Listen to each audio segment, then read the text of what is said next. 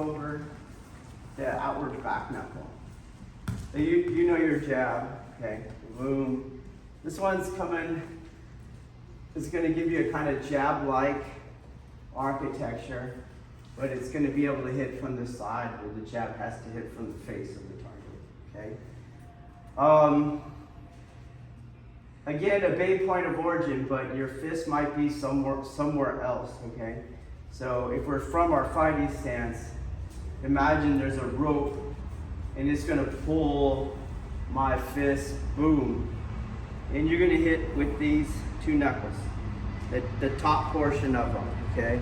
They're not the front side like on a punch, or the top portion of those two knuckles. Some obvious targets, temple's a good one. That floating ribs is a good one, okay? But we'll just work at the temple range, okay? It's almost like Aikido, so you don't want to turn your hips into it. Your hips, boom, will kind of go the other way to shove that shoulder forward, okay? Minimally. So to practice it, you'll hold the bag, put that side back, okay? And there's your target. And it's not a shot where you're going to try to send him flying. It's really a lot is how fast the strike comes back. Boom! Bring the strike back.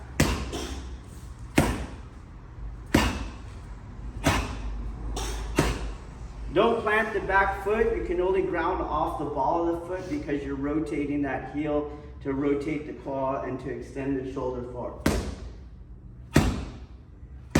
Okay, let's try it.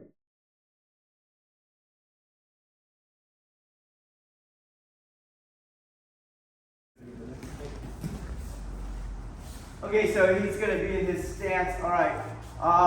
So just some applications. He's doing his jab. Right. You have your pawing techniques. Okay, well, we're going to paw into that back knuckle underneath.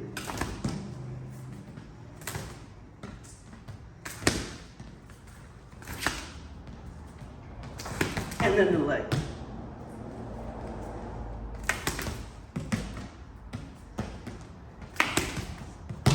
Okay, try it.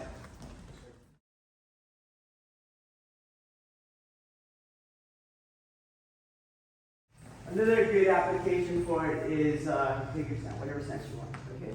Another good application is on you're going to trap and pass, okay? So I'll clear and the strike will hit, okay? And that's stuff like your jab's got to find its hole in there, okay? And so a lot of times if you're gonna attack high, you should attack low or fake low, okay? So we'll do this kick, and then eventually you could fake it, boom.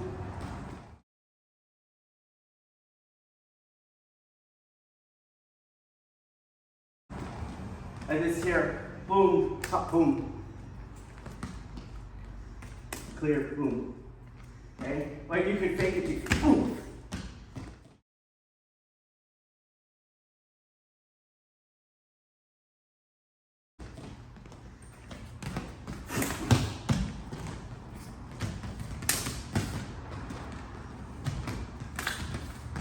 Okay, try it.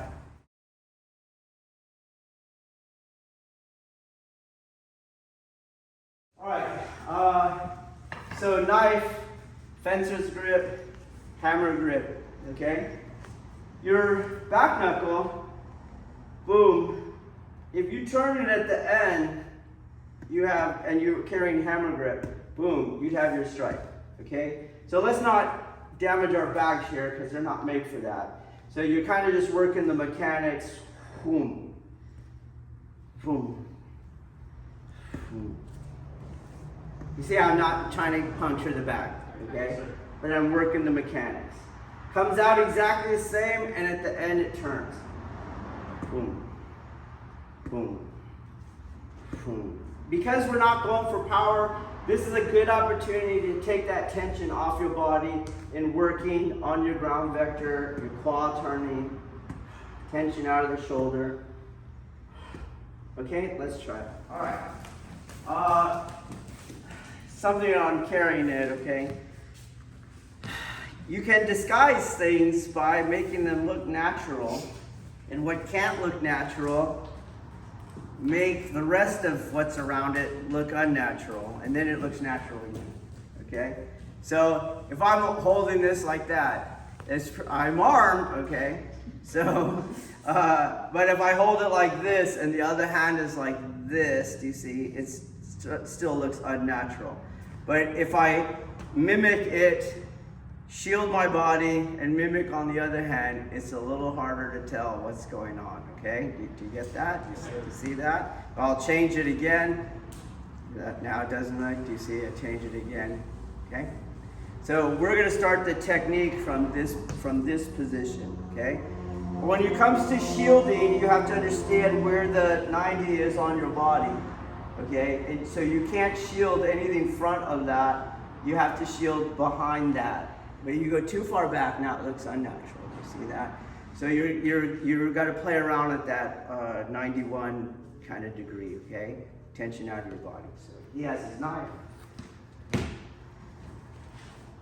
And we'll just work a ski to the stomach, okay? So,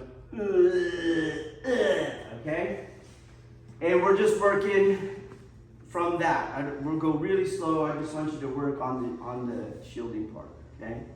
That's what he's doing. And then we'll add our angle of deflection. So my hand that's on the outside moves that to the inside and I step to the outside, okay? So here, boom, boom, boom. And then the other knife is coming up at the bicep, okay? So very relaxed. Boom.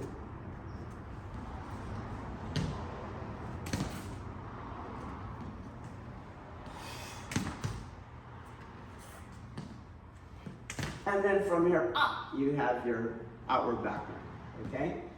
Don't get too particular on where you hit like in the movies. Just stay normal.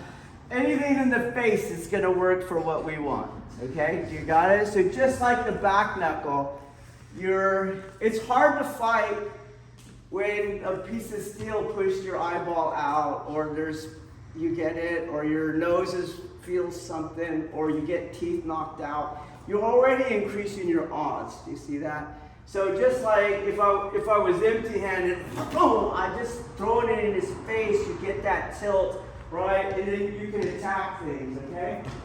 So stay loose, okay? We're here, he goes, boom, and just throw that back knuckle in the face, okay?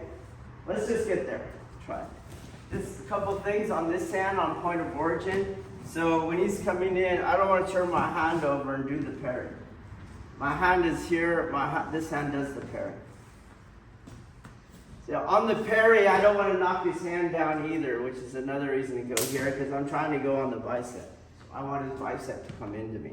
So, do you see that? Then the knife will bite deep, okay? I'm not necessarily going to flip it up, but I'm definitely not going to knock it down. Okay? A couple of things happen generally when you hit someone in the bicep. They tend to go, ah! Or another thing that tends to happen when you hit someone in the face, their shoulders go back. You see? I'll just show you if you don't believe me, Sean. You see? Okay? Do you get it? Okay, and then if you watch let's put his arm there. Maybe the camera come over here.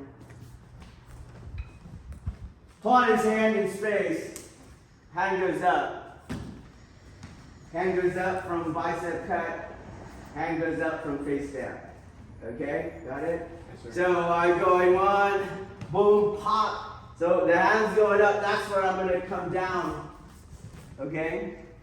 And I'm going to bite into that thumb, right on that thumb joint. You feel that? Okay, so again, the same concept. Make the target go the opposite direction of the knife. So I made the target go the opposite direction of the knife, okay? And instead of filleting the thumb here, I'm actually going to hook it and drop him down. Got it? Since we have plastic knives, you won't have the effect, but you can still get it. Boom, pop, whoops, hook right here, and just drop down to check his height as you cut his thumb off.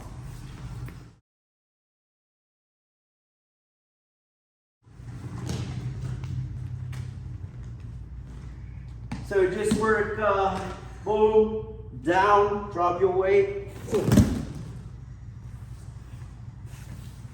Don't work any faster because we don't have the iPro on, okay? Got it, right? Remember? Okay, so boom, hop, down. There you'll feel that hook.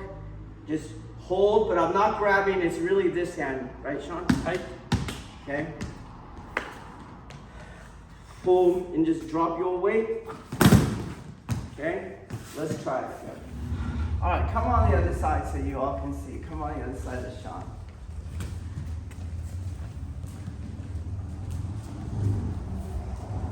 It's the same thing, like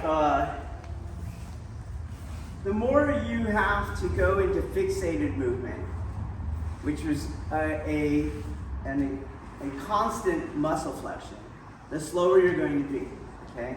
Versus ballistic movement. Okay? Ballistic movement is going to be faster. So can you control somebody with ballistic movement or with minimal amount of fixated movement? That's going to be better than grabbing things, holding things. Do you understand? Yes, sir. Okay, so for example, this is why one of the latest videos we did, well, I told you not to grab it. You see, you use your adhesion in there instead on Juji Nugget. Got it? So we did our knee strikes, boom, and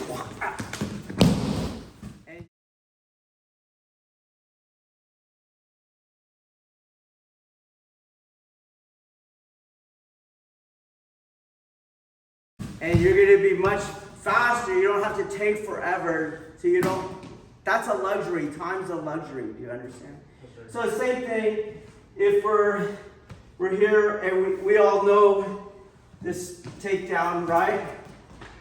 You get it? So this is fixated motion though. You see? Fixated. You understand? You can duplicate the same thing by boom, pop. You see? This is ballistic. Boom, boom, boom. And you did the same thing.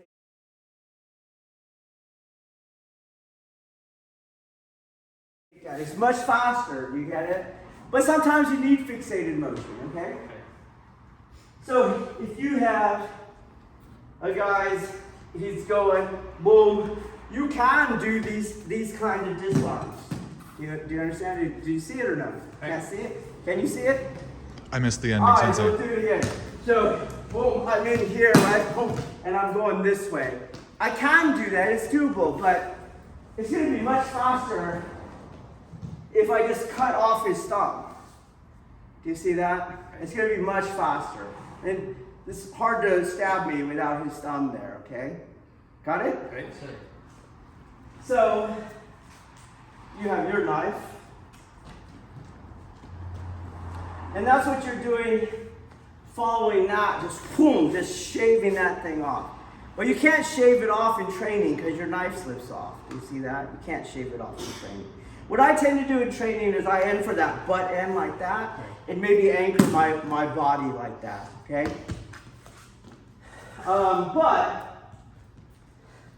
So when I was training with Mr. Pick, we did things on pieces of butcher meat, okay? You learn that way. I don't have butcher meat. So this is makeshift so you guys would understand, okay? There's some flesh and a bone. Do you see that? And then you have a beautiful Randall 15. So pop, you coming out, you're gonna come here and you're gonna purposefully dig into that bone. This way. And you're just gonna shave it down. And you can see that it's biting. Do you see that? And that is what you cut down and off comes the thumb. Okay, you got that? Well, we can't duplicate that with our wood knives but that's what's happening. Boom, you're gonna get a solid hook in that thing. And if you can drop your saddle, oh, his face is gonna hit the ground. You got that? Okay. And so, what's your normal reaction when your face is going to the ground? You're gonna put your hands down, you see that? So I'm gonna throw you down, and when I feel you reach for the ground, that's when I cut it off, because now I made the target opposing to my cut, okay? So it doesn't just go down, I'm dropped, boom, and that's when I feel that knife bite into it. That's when I pull it out. You got it? So you can't just go here. It's throw, pull, and it, once you feel it bite, you're pulling it up, which means the thumb's coming off. Okay? So,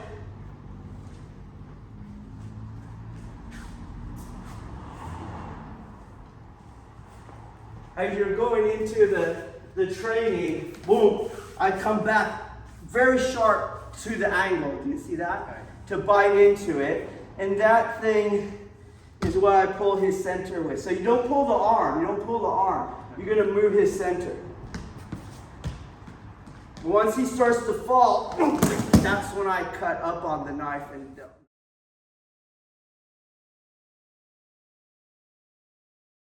knife's disarmed. Now you can dance around.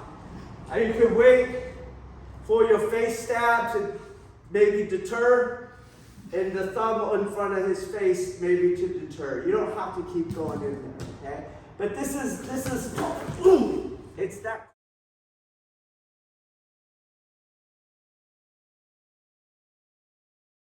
It's that quick, okay? So without the knife, that's the action there.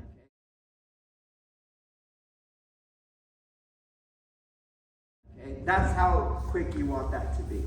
Okay? Alright. But we don't have iPro on. So you're going to go smooth. Nice and slow. And again. Nice and slow. Okay? Try it.